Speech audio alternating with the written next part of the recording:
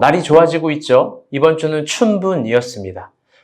춘분은 태양의 황도와 지구의 적도가 정확하게 0도로 고정되는 한 주를 말합니다. 그렇기 때문에 정확하게 밤과 낮의 길이가 똑같아지고 그리고 또 추위와 더위의 길이가 같아지는 시간을 말합니다. 신비한 시간이에요.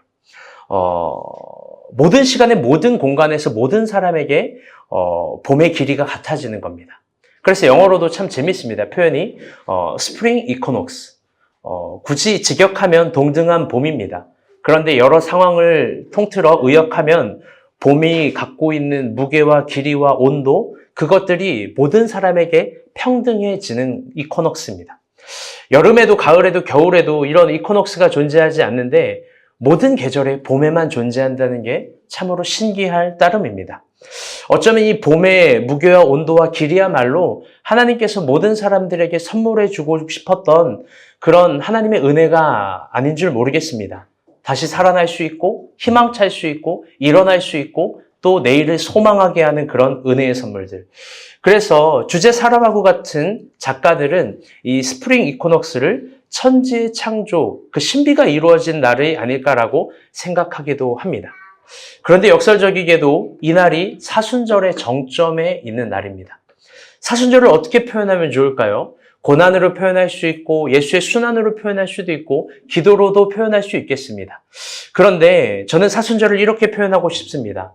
평등과 평균, 균형을 잃어버린 날. 어떤 의미에서 이 세상의 가장 공평한 법칙은 인과응보입니다. 자신이 무엇을 하든 그 대가를 받는 거죠. 죄와 죄의 값도 마찬가지입니다. 죄값은 우리 모두 자신이 당해야 되는 겁니다. 자기가 지은 죄로 인한 자기가 죄값, 그 죄로 인한 상함, 고난, 당함, 그거 다 자기가 가져야 되는 게 공평한 세상의 룰입니다. 그러나 사순절은 이런 평등과 평균, 균형을 잃어버렸습니다. 오히려 오직 예수에게만 그 모든 죄값이 부여되고 여겨지고 심겨진 날입니다. 사순절 그분에게는 춘분이 적용되지 않습니다. 이 스프링 이코녹스가 다릅니다. 우리의 낮과 그분의 낮은 다르고 우리의 밤과 그분의 밤도 다릅니다. 우리의 추위와 그분의 추위가 다르고 우리의 기쁨과 그분의 기쁨이 다릅니다. 그게 사순절입니다.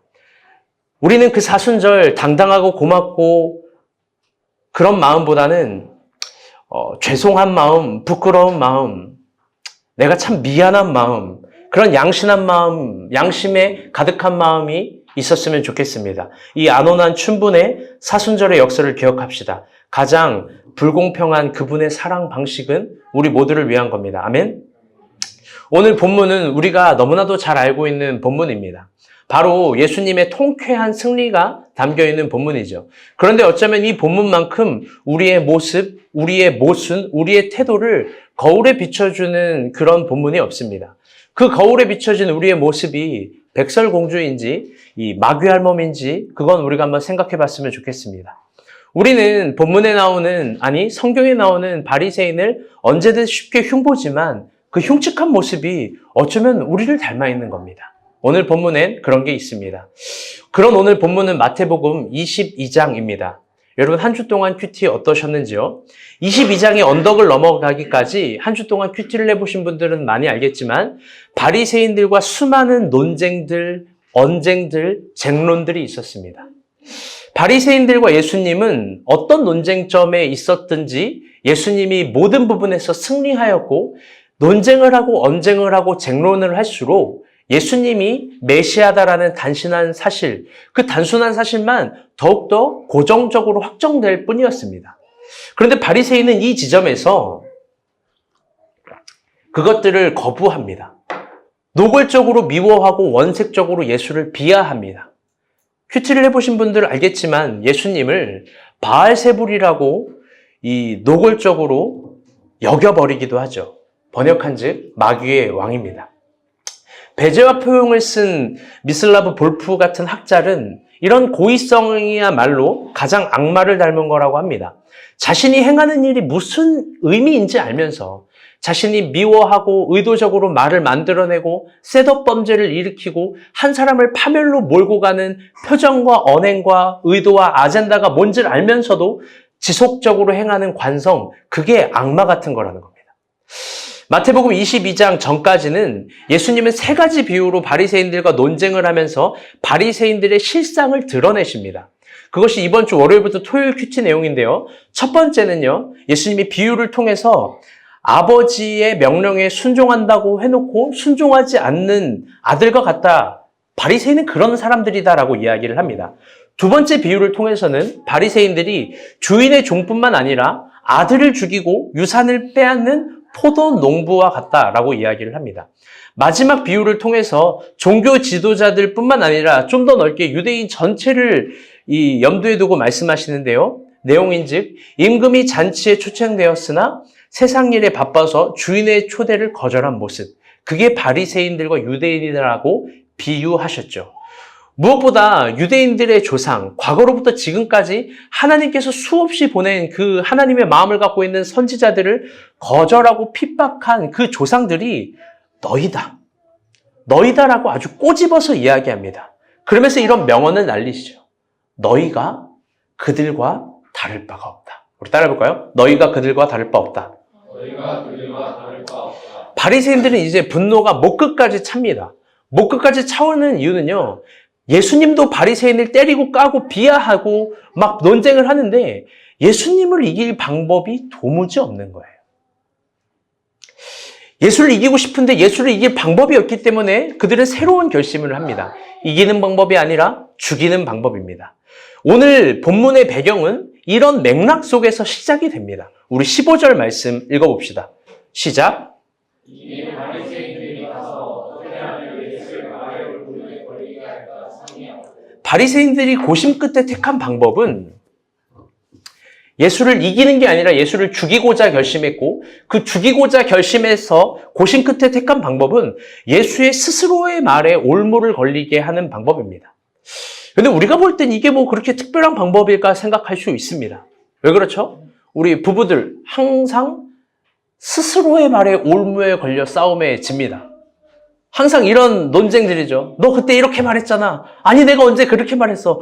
너는 내 말의 뜻을 몰라? 나는 말을 해주지 않으면 몰라. 왜 몰라? 나를 몰라? 몰라. 죽었다 깨나도 몰라. 우리의 올무는 몰라요. 왜 내 마음을 몰라? 엄정화예요. 몰라. 알 수가 없어요. 알 수가 없어요. 오늘도 충격적이고 부끄러운 예화지만 아침에 샤워를 했습니다. 근데 제 아내가 샤워를 하는데 문을 여는 거예요. 아니, 나를 그렇게 좋아하나? 그게 아니에요. 미소는 울고 있고 설거지거리 미소 막 떼쓰고 있는데 왜 미소를 안 보냐는 거예요. 아니, 내가 샤워하고 있는데 미소가 울 줄 몰랐느냐? 내가 어떻게 알아요, 미소가 울지? 비웃죠? 니들이 부부가 돼봐요. 연인도 마찬가지입니다. 스스로의 말에 올무 걸리는 건 늘상 있는 일이라서 이게 뭐 대단한 일일까라고 생각하지만 여러분 이게 굉장히 악한 방법입니다. 같은 내용을 다루고 있는 누가복음의 이야기를 한번 보죠. 19절과 20절입니다. 시작. 다 같이 한번 읽어볼게요. 시작. 서기관들과 대제사장들이 예수의 이 비유는 자기들을 가리켜 말씀하신 줄 알고 즉시 잡고자 하되 백성을 두려워하더라. 이에 그들이 엿보다가 예수를 총독의 다스림과 권세 아래에 넘기려 하여 정탐들을 보내어 그들을 스스로 의인이라 하여 예수의 말을 책잡게 하니. 아멘. 여기서 주목해야 될 사실은요. 잘 보세요. 예수를 감시하고 예수를 감시하는 목적입니다. 그 목적은 너무 충격적인 말씀인데요. 20절 보면 예수를 총독의 다스림과 권세 아래 넘기려 하려고. 여러분, 예수를 죽일 방법을 자신들의 손에 피를 묻히는 것이 아니라 말에 올무를 걸리게 함으로 당시 이스라엘은 로마의 속국이었는데요. 로마의 당국으로 하여금 예수를 잡을 빌미를 제공하는 거예요. 그래서 어떤 계획을 세우고 그 계획을 실행하기 위해서 정탐들을 보내요. 스스로 의인인 채 하며 예수의 말을 책잡게 하는 겁니다. 뭔가 스스로 의인인 척 하면서 좋은 직함을 가지고 좋은 이름을 가지고 활동을 합니다.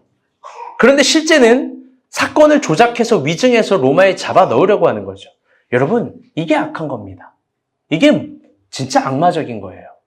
우리 가운데도 여러분 기억했으면 좋겠어요. 누군가를 미워할 수 있어요. 싫어할 수 있어요. 제 아내처럼 막 급하고 막 그럴 때는 막 샤워하는 문도 열 수 있어요. 사랑의 언어로 들을게요, 여보. 당장 문 닫아 이랬어요.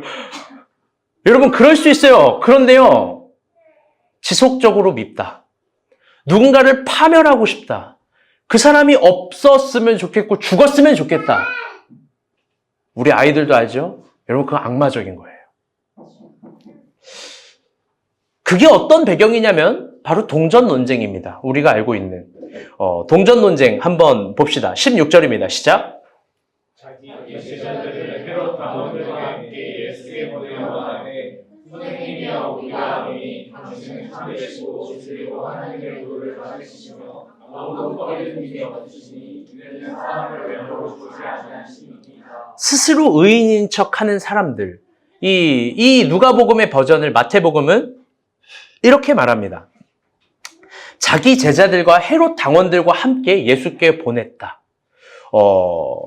헤롯 당원들이란요, 잘 들어보세요. 중요한 배경인데요.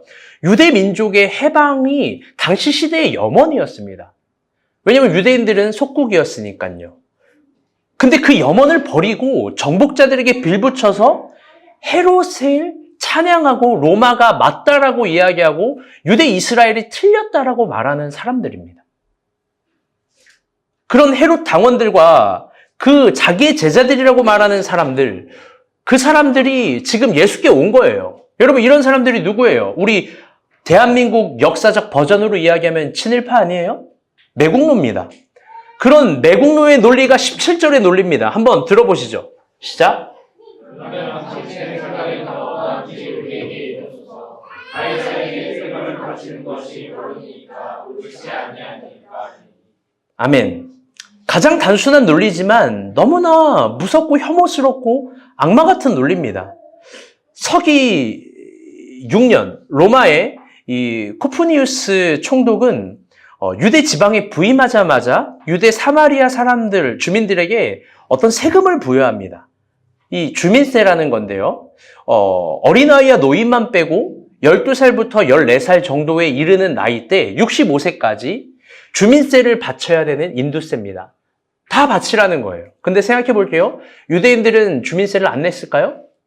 유대인들은 주민세를 안 냈었습니다. 왜? 그들은 제사를 드리는 공동체니까.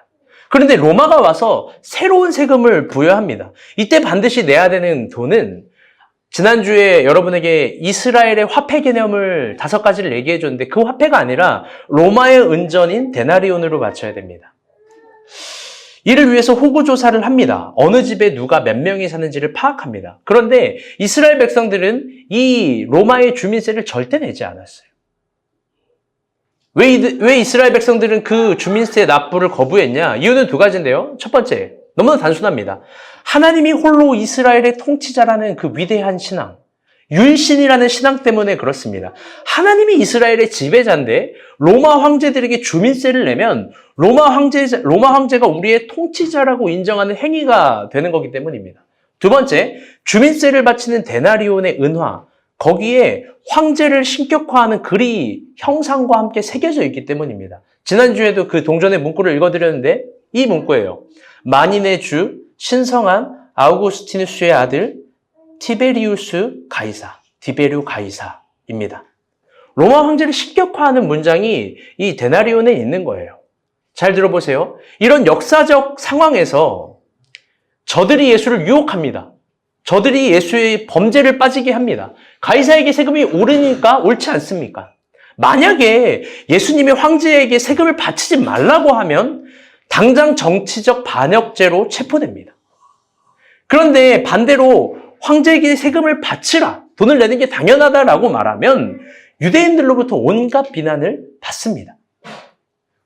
아마 예수를 따르는 무리들은 다 실망해서 도망갈 거예요. 떠나갈 거예요. 그러니 참 대답하기 어려운 함정입니다.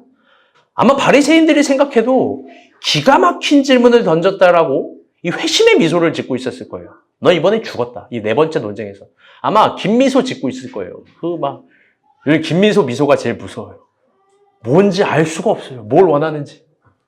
그런 미소를 지면서 아마 두 손이 짝, 두 발이 짝, 두 눈이 착, 쿵쿵쿵 막 했겠죠.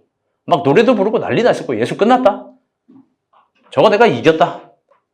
그런데 예수는 이 질문이 함정인지 대번에 아셨죠. 함정 플러스 이 엄청난 표현을 합니다. 18절 말씀 읽어보겠습니다. 시작. 예수께서 그들의 악한 방향을 보이시되 외식하는 자들아 어찌하여 나를 시험하느냐. 점점 빔이 이제 색깔을 다 한 것 같아요. 램프를 한번 바꿔야 되나. 아까도 선교사님 이거 보는데 이거 내 거 패드에서는 사진이 굉장히 선명하거든요. 여기서는 너무 이렇게 한 1980년대처럼 나와가지고 한번 이것도 생각해 봐야 되겠네요.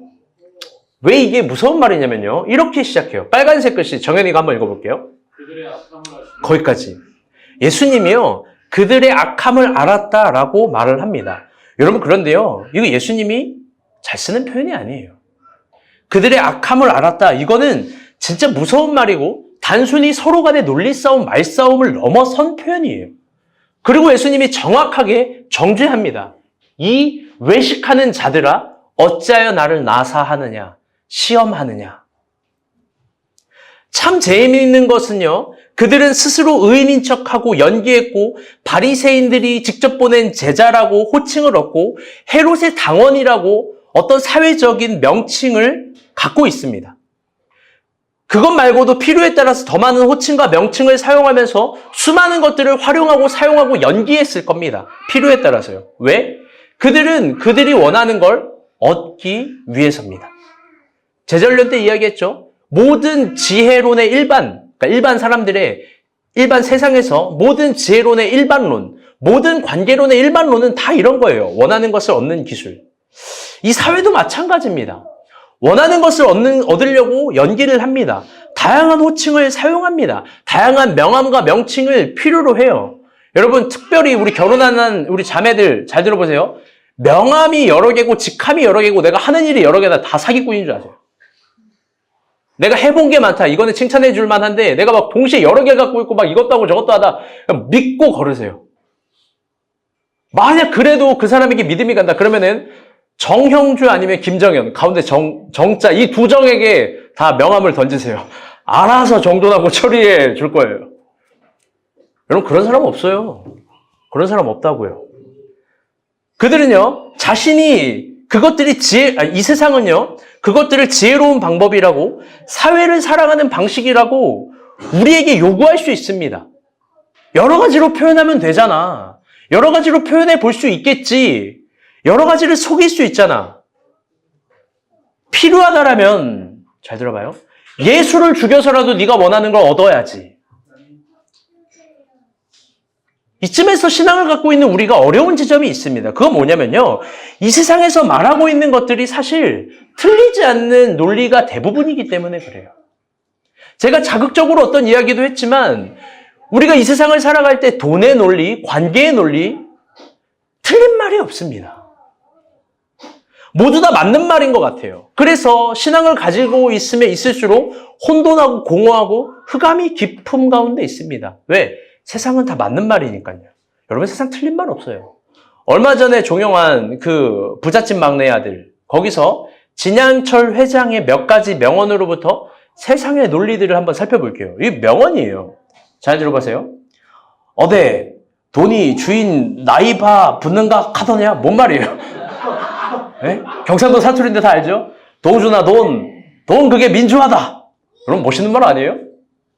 도준이니 내가 원래 이걸 설교 고민했어요. 이거 앞에 찬이가 나와서 좀 이걸 성대묘사 시켜야 되나? 찬이가 또 전라도 버전, 경상도 버전 다 되기 때문에 도준아 니 내가 왜 이 자리까지 왔는지 아나?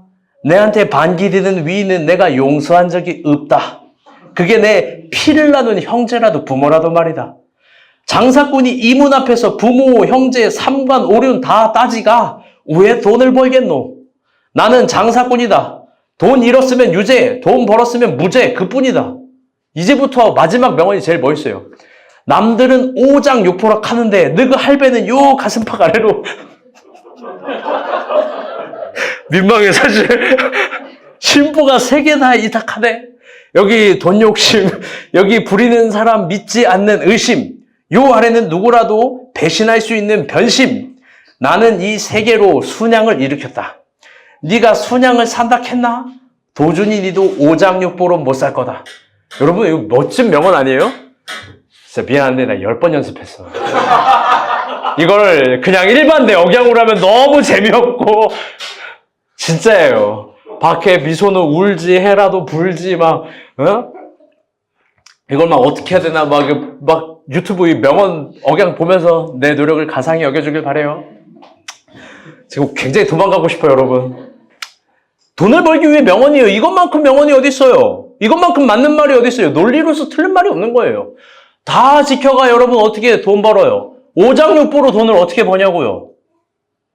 제가 자서전 읽기를 좋아해요. 자서전에는 언제나 멋진 명언들이 있어요. 제가 최근에 읽은 책도 자서전이에요. 제가 자서전 읽은 목록만큼은 정리하는데 한 200권 정도 되는 것 같아요. 여러분 그런데요. 저 진양철 회장의 명언만큼 자서전에 있는 명언들이 멋지지 않아요. 자서전에 있는 명언들이 저 진양철 회장의 대사만큼 논리적이거나 정확하거나 딱 부러지지 않아요.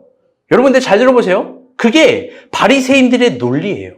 그게 악함의 논리고 외식을 하는 이유의 논리예요. 원하는 걸 얻어야만 되니까.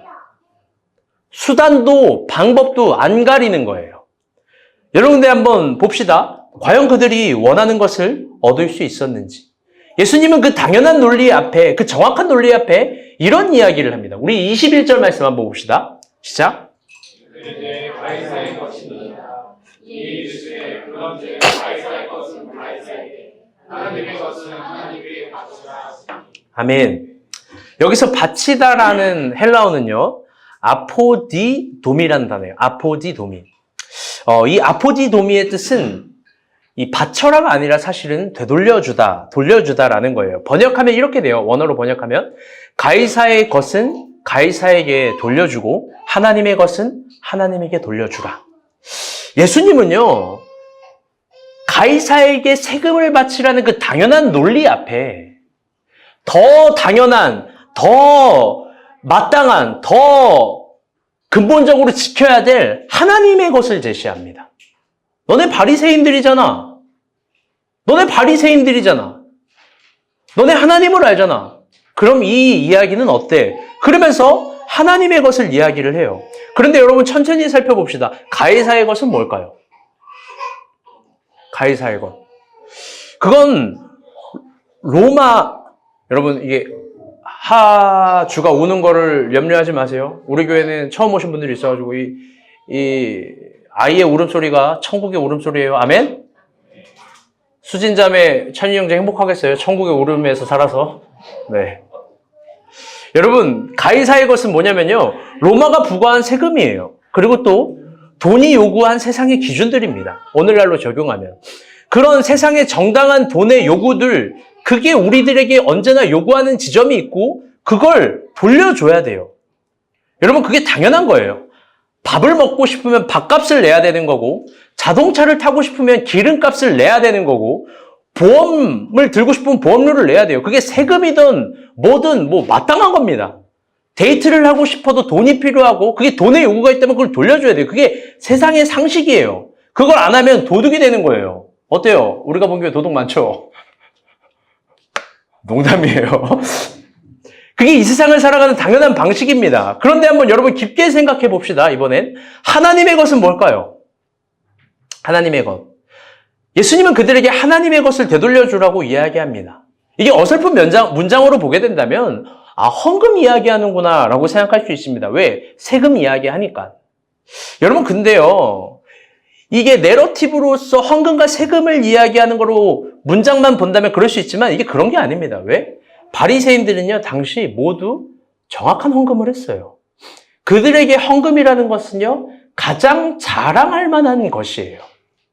과연 예수님이 그들의 헌금을 위해서 하나님의 것을 하나님께 돌려주라고 말했을까요? 여러분 그렇지 않습니다. 오늘 본문에서 나오는 저 하나님의 것은 하나님의 하나님의 것이라는 이 헬라어가 타투 데우스라는 단어입니다. 이 소유격 명사인데요. 조금 쉽게 표현하면 하나님의 더 의역을 해보면 하나님이 잡고 있는 겁니다. 여러분, 이 땅에서 하나님이 잡고 있는 게 뭘까요? 하나님이 잡고 있는 걸 하나님께 돌려주라는 거예요. 예수님이 이 논증을 통해서 하나님이 잡고 있는 것이 어떤 건지를 보여주는데요. 여러분, 그게 뭐냐면 바로 여러분이에요. 나 자신이에요. 인간이에요. 하나님은 끊임없이 인간을 타투해요.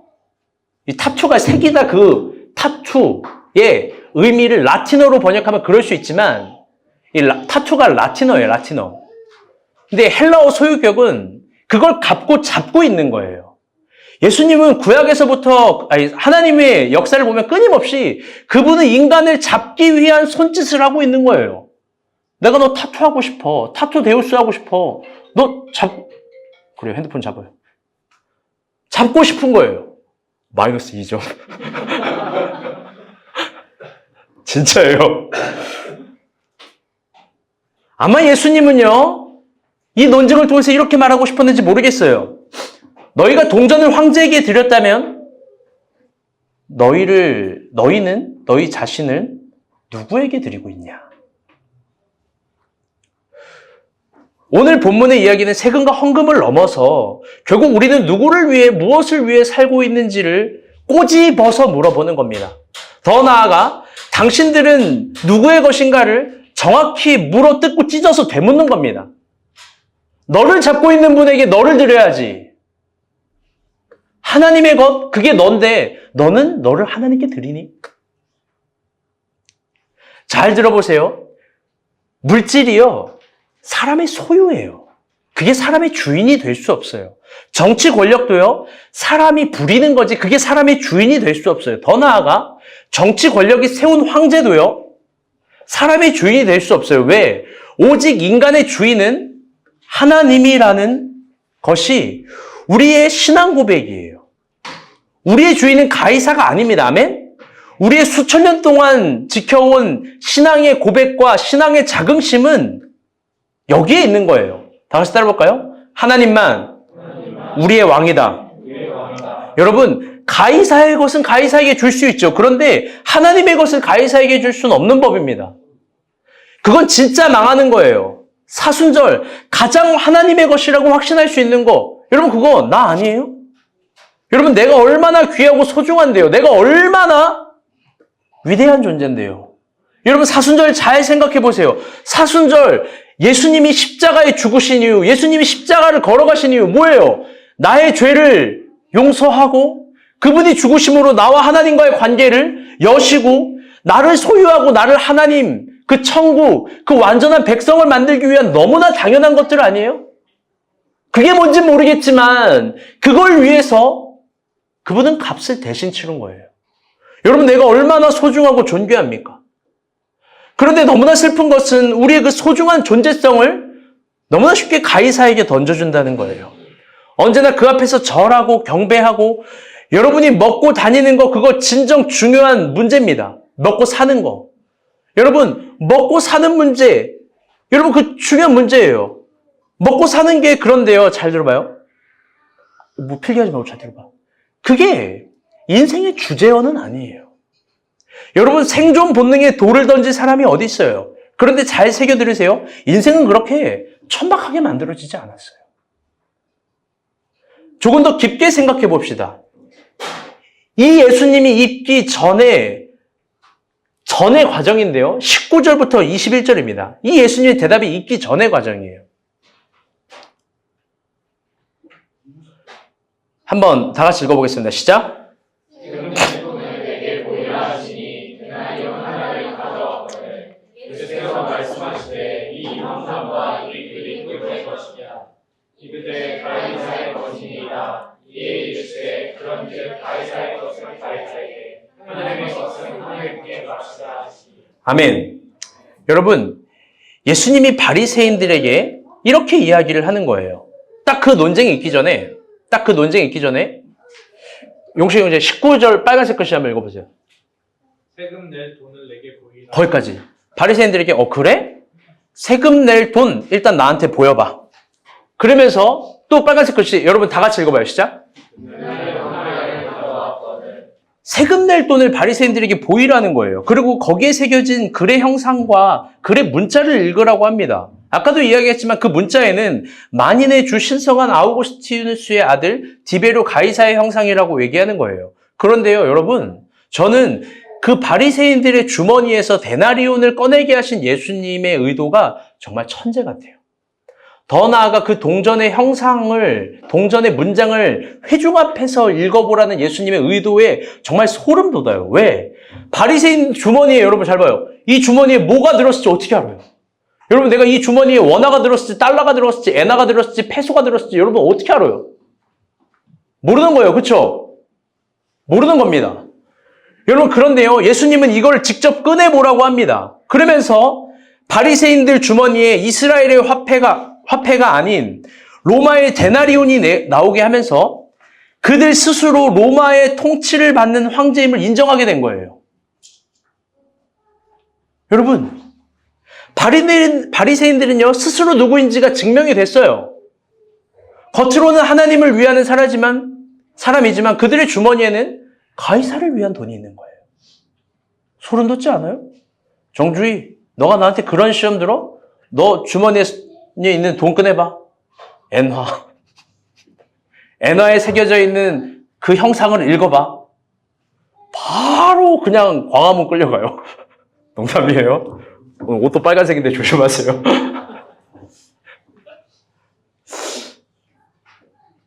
여러분, 바리새인들 겉으로는 하나님을 위한 사람이지만 주머니엔 가이사를 위한 사람이었어요.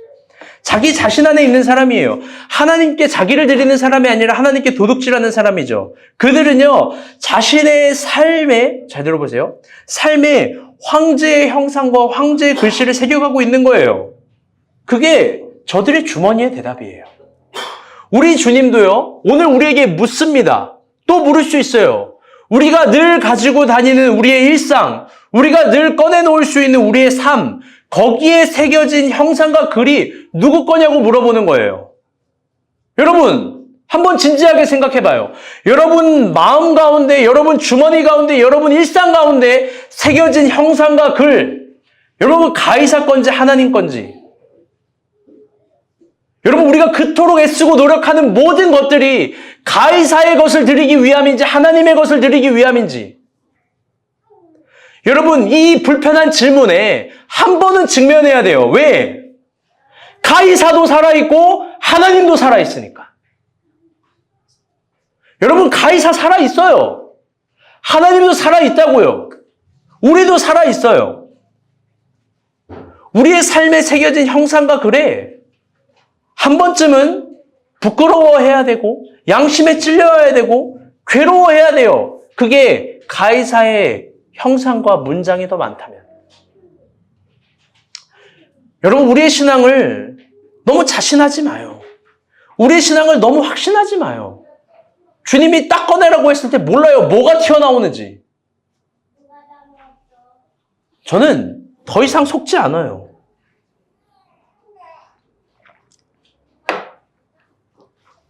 우리 교회도 많이 있었어요. 지금도 많고 하나님을 위해서 자기 몸을 막 불사르겠다라고 막 위대하시다고 고백하는 사람 많아. 다 옆에 봐. 서로 다 니들이야. 다 봐.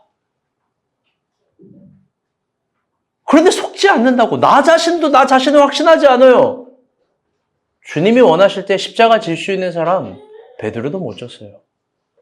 베드로도 못 졌다고. 여러분 옛날 일제 치하 시절에 있을 때 원산에 부흥운동이 있었습니다.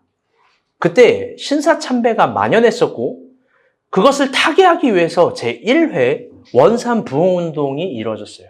그 뭐냐면요. 전국에 있는 목사님들이 다 모인 거예요. 일제 치하가 있는데 다 모여서 뭐를 했냐면요. 우리는 죽어도 예수님의 형상을 밟지 않는다. 이게 캐치플레이였어요. 왜 이런 얘기를 했냐? 신사참배를 거부한다가 아니라 왜 이런 얘기를 했냐면 당시 배교의 방식이 예수의 엄청 큰 초상화를 바닥에 내려놓고 거기에 침을 뱉고 욕을 하고 예수를 부인하는 말을 하고 발로 밟는 거예요. 그게 배교의 방식이에요. 잔인해요. 참배를 시킨 게 아니라 배교를 먼저 시켰다고요. 그때 당시에 목사님들이 죽어도 예수님의 초상화에 발을 밟지 말고 침을 뱉지 말고 부인하지 말라고 결의를 했습니다. 5일 동안 부흥회를 했어요. 막 분위기가 막 지붕 찢어질 것 같고 막 송대관 나오나 뭐 저리 가라로 막 찬양인도 하고 뭐 엄청났겠죠 뭐. 분위기가 엄청 고무적으로 이루어졌다고 합니다. 5일 동안 그런 부흥회를 했대요. 대단하죠? 그런데 저 끝에서요. 누군가가 흐느끼면서 울고 있었대요. 그때 어떤 목사님이 물어봤대요. 이 원문 그대로 읽을게요. 저기요, 안학내, 왜 이날, 이렇게 좋은 날 재수없게 울고 있습니까? 이렇게 고무적이고 확신하고 좋은 날 왜 재수없게 눈물을 흘리냐는 거예요. 근데 그 여자가 이런 말을 했대요. 나는 용기가 없습니다. 나는 목사님들처럼 예수님을 위해서 죽을 용기가 없습니다. 근데 그 원산 부흥회가 바로 6일째 되는 날 일본군에게 들렸고 해상과 동시에 그 일본 군인들이 완전구장으로 다 원산으로 내려갔대요. 그리고 모든 목사들이 다 생포해버렸대요. 교통수단이 발달되지 않으니까. 그리고 니네가 그랬다 이거지. 그리고 더 큰 예수의 초상화를 갖다 놓고 모든 목사를 총회장부터 막내 목사까지 일렬로 순번대로 세웠대요. 여기 있는 거예요. 그러면서 총과 칼을 바로 앞에 코앞에 대고 얘기한 거예요. 해봐. 예수 부인해봐. 그럼 살려줄게. 부끄러운 역사도 배움이 되는 역사예요. 잘 들어보세요. 그 총회장 목사부터 막내 목사까지 모두 다 예수의 얼굴에 가래침을 뱉고 저주하는 말을 하고 발로 밟고 부인하는 고백을 했어요. 다 그랬다고요. 마지막 순서가 거기에 참여했었던 그 안학내 여자였어요. 그 여자에게도 얘기했대요. 부인해봐.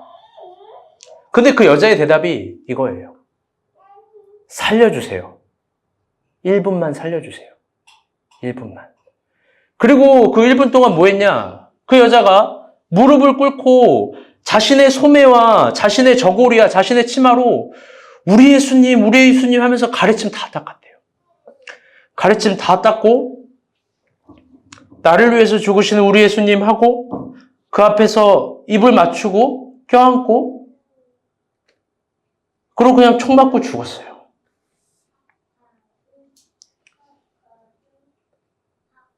여러분 허무하죠? 바보 같죠? 젊음을 낭비했잖아요. 이렇게 멍청한 사람이 어디 있어요? 당시 목사들이 배교를 하면서 하는 논리가 이거였어요. 내가 죽으면 목회를 누가 하냐? 내가 죽으면 교회를 누가 이끄냐? 얼마나 논리적이에요. 얼마나 맞는 말이에요. 여러분, 그런데 그 여자의 죽음, 그 허무한 죽음, 그 낭비 같은 죽음 여러분 아름답지 않습니까? 그 이야기를 듣는 우리가 막 살아나는 것 같지 않습니까? 적어도 그 여자는 가이사를 섬긴 게 아니라 분명하게 하나님을 섬긴 거예요. 하나님의 것을 하나님께 돌려드린 거예요. 그녀의 마음과 그녀의 삶과 그녀의 인생에 새겨진 형상과 문장, 여러분 그것은요 양심적이고 아름다운 거예요. 여러분 하나님이 그녀의 인생의 죽음을 귀하다, 값지다, 고맙다 하실지 여러분 어떻게 알아요? 여러분 잘 들어봐요.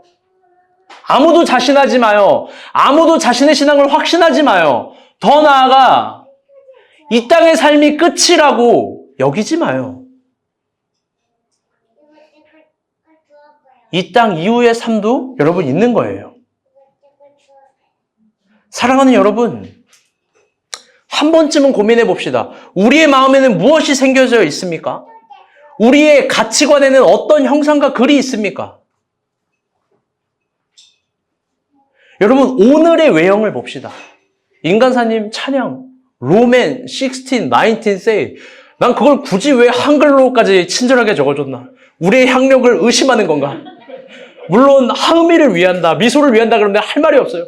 근데 아직 둘은 한글도 몰라. 하주 하민이를 위한다 그러면 내가 할 말이 없다고. 여러분 오늘의 외형만 생각해봐요. 이 찬양 멋지지 않아요? 찬양은 고무적이고 좋습니다. 여러분 울림이 있습니다. 기도는 간절하게 합니다. 여러분 설교 들을 때 아주 놀랍죠? 집중력 있어요. 다들 하는 얘기가 우리가 본 교회 놀라는 이유가 뭐예요? 아무도 핸드폰도 하지 않고 열심히 설교를 졸지도 않고 듣는다는 거예요. 지난주에 아주 놀라운 일이 있었는데, 제가 이제 새벽마다 설교 모임을 가는데, 설교 연구 모임이에요. 이거 뭐 다 녹화돼서 또 보시겠지만, 제 설교를 평가하신다고 이제 시연 이걸 틀었어요. 틀었는데, 보통 교회 설교가 몇 분인지 알아요? 그러니까 좀 대형 교회 20분에서 30분 사이, 23분에서 27분이 평균인데, 그날따라 이제 짧게 서론도 편집되고 중간도 편집되고 결론도 편집돼서 55분짜리였나? 그걸 볼 거예요. 안 졸아? 졸면서 설교하면 민망하지 않아? 이러는 거예요. 답답해요. 왜? 아무도 안 조는데. 여러분 막 설교는 집중력이 있어요. 얼마나 좋아요. 막 오늘 같은 날 막 날씨도 좋아요. 예배드리기도 좋아요. 막 옆에 사람 봐요. 막 그리스도의 향기가 날 것 같아요. 여러분, 그런데 잘 들어봐요. 우리의 마음에 뭐가 새겨졌는지는 하나님만 알아요. 사랑하는 여러분, 중요한 얘기를 하려고 합니다. 사랑하는 여러분, 진짜 중요한 이야기를 하려고 합니다. 여러분, 하나님은요? 다 같이 따라 볼게요.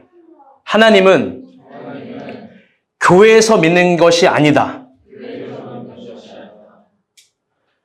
여러분, 하나님은요, 교회에서 믿는 게 아니라 세상에서 믿는 거예요. 여러분, 우리의 믿음은 교회에서 필요한 게 아니라 저 가이사를 직면하기 위해 필요한 거예요. 왜 믿음이 필요하고, 왜 믿음의 연습이 필요하고, 왜 믿음의 용단이 필요하냐? 이 세상을 씹어먹기 위해서 필요한 거예요. 교회 봉사 위해서 필요한 게 아니에요.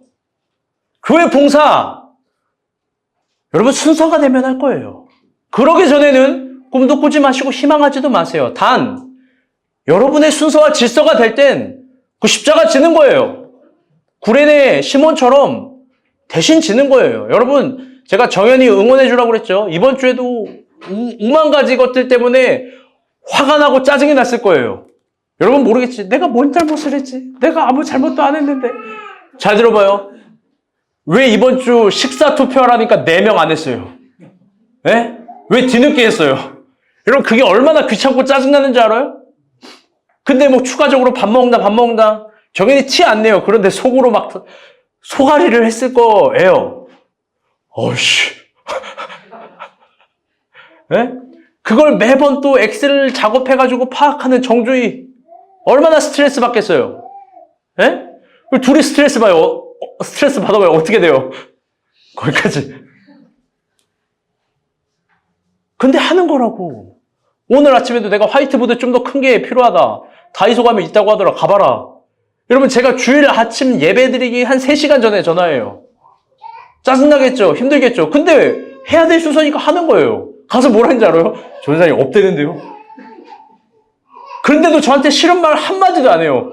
고마워요. 잘하고 있어요. 여러분 박수.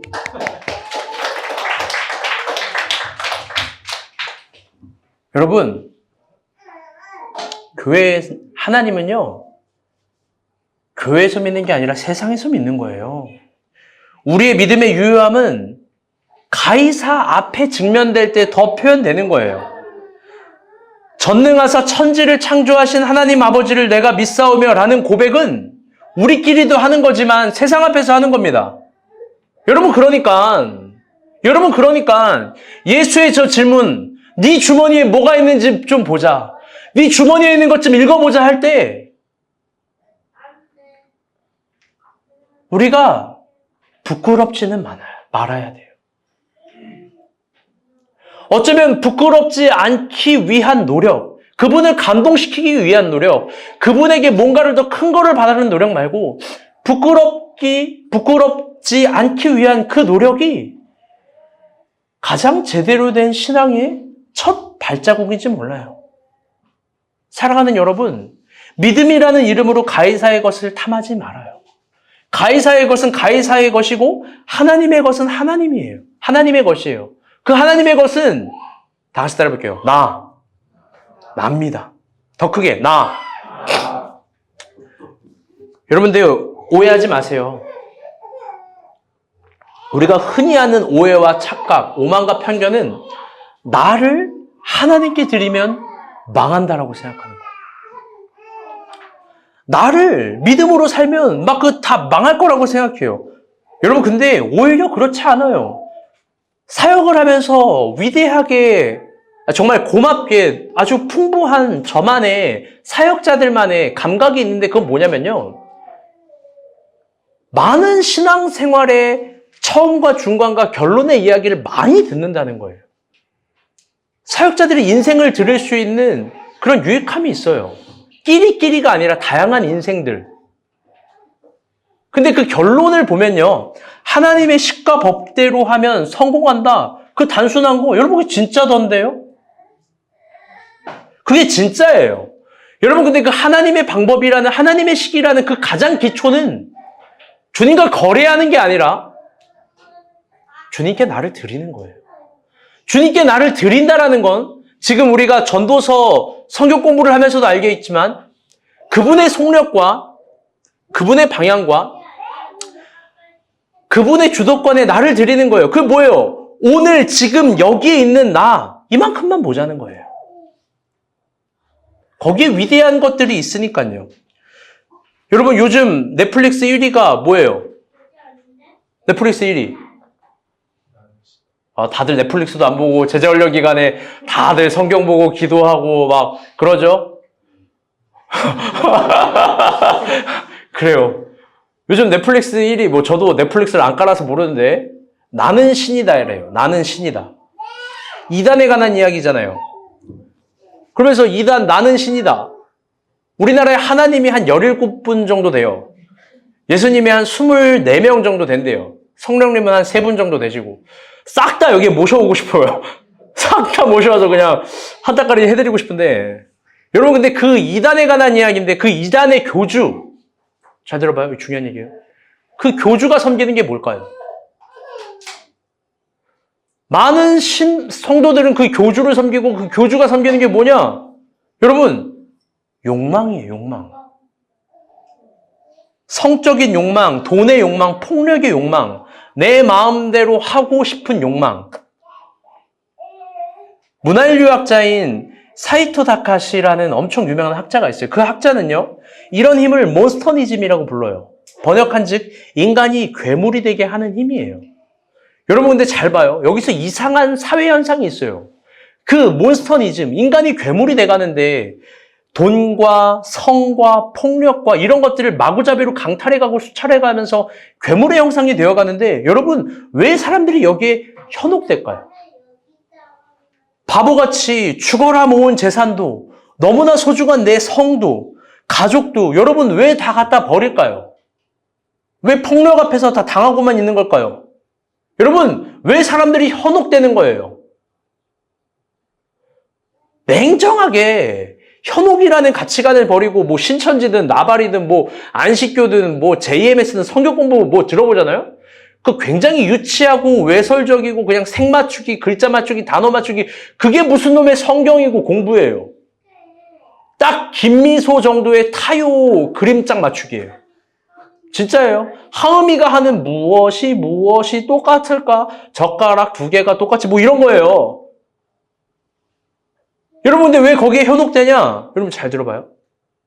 지난번 제자훈련 때도 얘기했지만 그 사람들도 더 큰 욕심이 있어서 그래요. 그 더 큰 욕망이 있어서 그래요. 그건 뭐냐?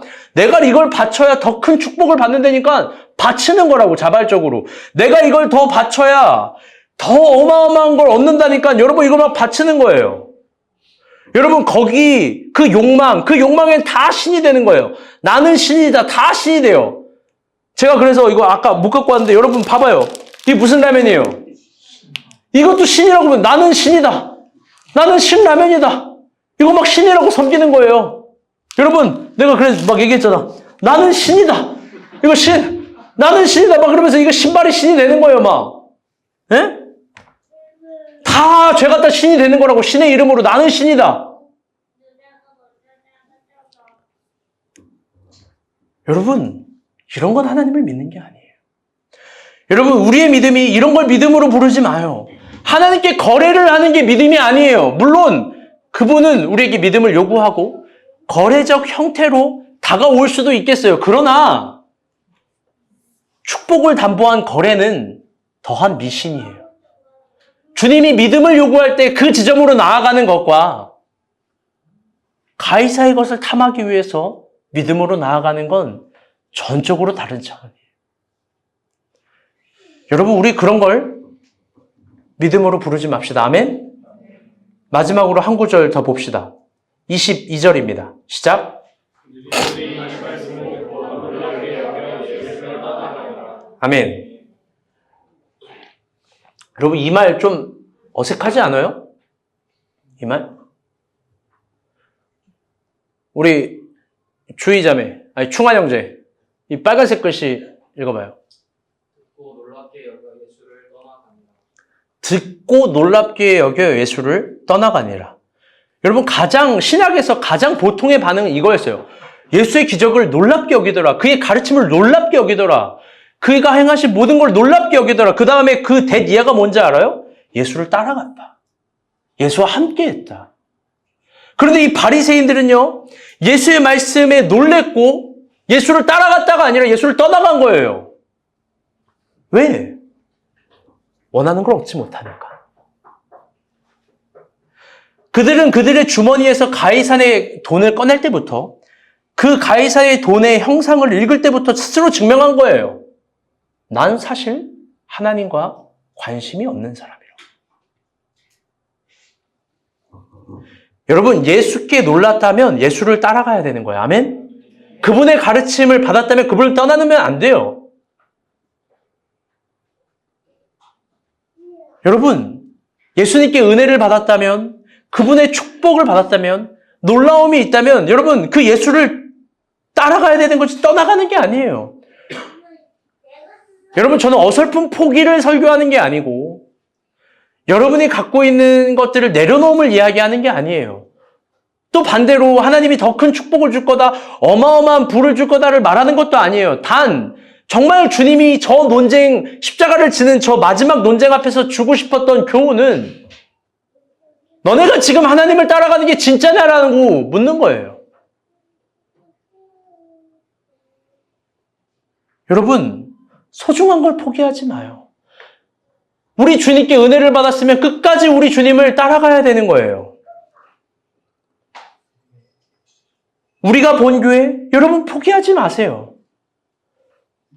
누가 교회를 안 나온답니까? 여러분, 그게 아니라요. 이 교회에서 행하는 게 제자훈련이라면 여러분 끝까지 가보는 거예요. 거기에 놀라움이 있어요. 여러분, 교회에서 은혜를 받고 또 전도사를 신뢰하고 우리 목자들을 신뢰한다면 하는 권면들을 끝까지 들어봐요. 여러분, 그 놀라움을 포기하지 말아요. 눈에 보이는 게 답이 아닙니다. 아멘? 여러분, 말씀의 결론을 맺도록 하겠습니다. 오늘 설교 제목은요, 답가예요.